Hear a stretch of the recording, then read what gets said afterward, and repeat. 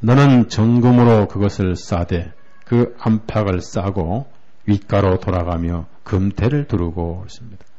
이제 나무하고 금하고는 너무 대조적이죠.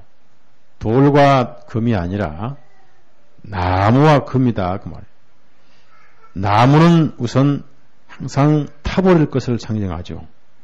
그리고 나무에 달린 자는 저주를 받습니다. 우리의 육신은 예수님이 없으면 나무와 같이 타버릴 수밖에 없는 전혀 가치 없는 존재를 말합니다.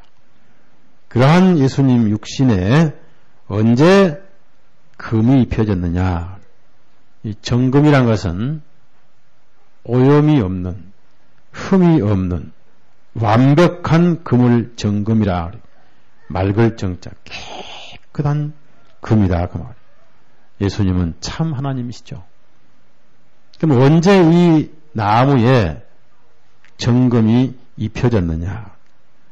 바로 침례 받으시고 성령이 임하실 때 신성으로 공언되신 거예요. 선언되신 거죠. 그것을 정금으로 입혀진 것을 의미합니다. 자, 마태복음 3장 봅시다. 비로소 원래 하나님이시지만은 이때 공식으로 입혀진 거예요. 즉 그분은 하나님이다라고 신성으로 입혀진 거죠. 즉 선언된 겁니다. 마태복음 3장. 그래서 그분은 참 하나님의 아들이다. 그래서 내 아들이다고 하신 선언은 하나님의 아들이구나. 즉 정금으로 입혀진 선언이라는 얘기죠. 3장 마태복음 3장 16절 17절 같이 읽읍시다. 예수께서 침례를 받으시고 곧 물에서 올라오실세 하늘이 열리고 하나님의 성령이 비둘기같이 내려 자기 위에 임하심을 보시더니 하늘로서 소리가 있어 말씀하시되 이는 내 사랑하는 아들이요 내 기뻐하는 자라. 그 침례 요한도 있고 많은 백성들이 둘러섰는데 공식으로 선언하신 거예요. 여기서 이제 참 하나님, 참 인간이라고 공생애가 시작이 되는 겁니다. 이것을 조각목으로 만든 법궤에 정금이 입혀진 사건이에요. 예수님이 하나님의 보좌죠. 자, 참 놀랍죠? 순금이란 말이에요. 정금. 진정하신 하나님이다 그 말이에요. 골로새에서 그런 말씀이 많이 나와요. 그 다음에 이제 다시 출애굽기 25장 또 올라가십니다. 자, 이렇게 완벽하게 쌌어요. 어디 하나 나무에 흠이 보이질 않습니다. 우리말로 쌌다 그런데 영어로는 입혔다가 더 정확하겠죠.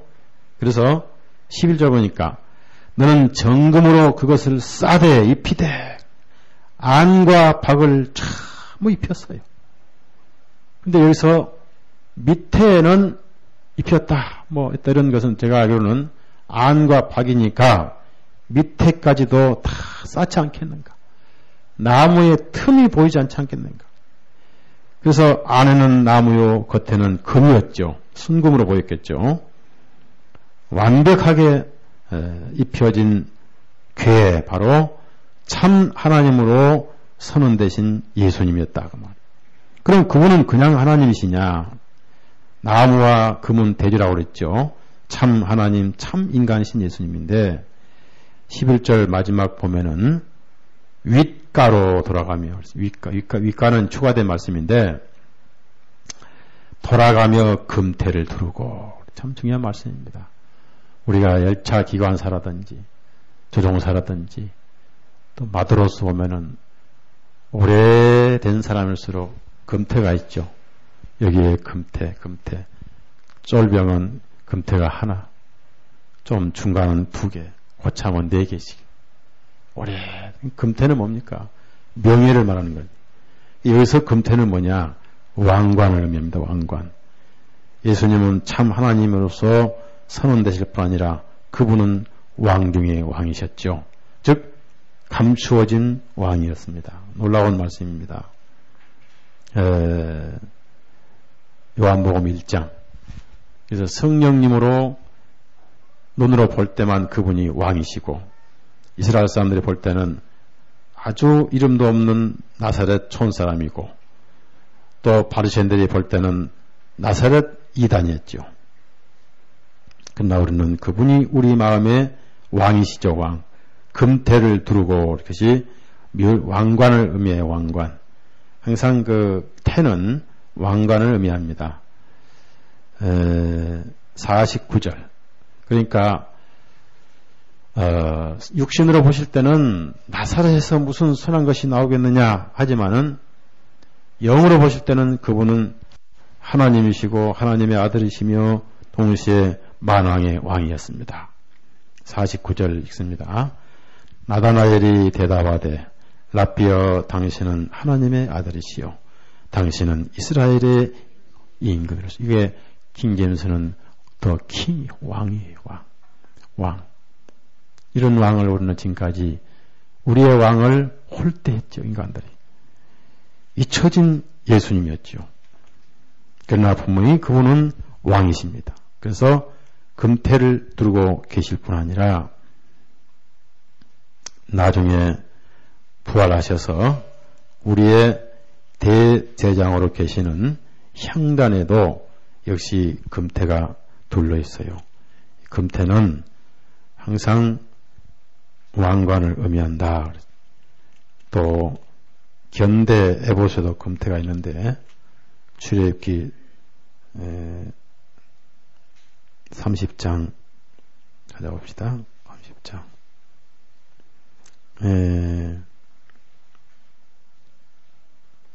3절 30장 3절 부활하셔서 왕이 되신 예수님을 또 향단으로 표시를 하지요. 30장 3절 같이 읽습니다. 단 상면과 전후 좌우면과 뿔을 정금으로 싸고 주위에 금태를 두를지며. 태는 밖으로 이렇게 나오도록 표시가 되도록 금태를 둘렀습니다. 이게 우리 주님의 왕중 왕이시고 임금 되시는 예수님은 왕이시죠. 왕인데 이스라엘이 왕됨을 원치를 않았습니다. 그래서 예수님의 제목은 뭐예요? 유대인의 왕이다. 예수님이 그 당시 처형 방법 가운데 가장 잔인한 처형 방법이 나무에 못 박아 죽이는 겁니다. 저주받은 사람만 그렇게 죽이는 걸. 예수님께서 저주받아 죽으셔야 했던 제목이 유대인의 왕이다. 히브리어로, 헬라어로, 로마어로 그걸 다 써서 붙였던 겁니다. 예수님은 지금 우리의 왕이시죠. 왕중 왕이시죠. 이것을 우리가 알고 그 왕 앞에 우리는 순복하고 엎드려 부복하고 섬기는 삶을 살아야 됩니다. 우리 빌립보서 2장 이러한 금태를 무시하면 안 되죠. 같은 기관사라도 금태 하나짜리는 금태 4개짜리에 탁 손을 얹어서 격려를 합니다. 얼마나 금태가 중요하지요.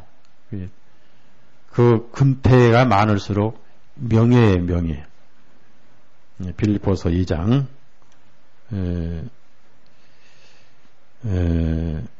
9절부터 11절까지 우리의 삶에서 이렇게 그분 앞에 엎드려 섬기고 살아야 된단 말이에요.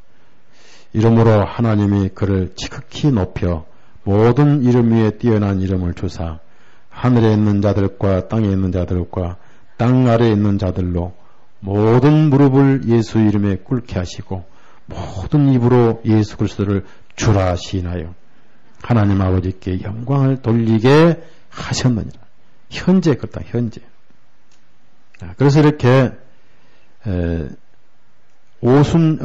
침례를 받으시고 성령님이 임하실 때 공식으로 정금으로 입히심을 받으셨고 그때 금태가 둘러지면서 만천하 앞에 예수님이 하나님이시요 아들이요 왕이란 것이 선언된 것이죠. 이것이 법궤를 만드실 때의 모형이고 그림자였다.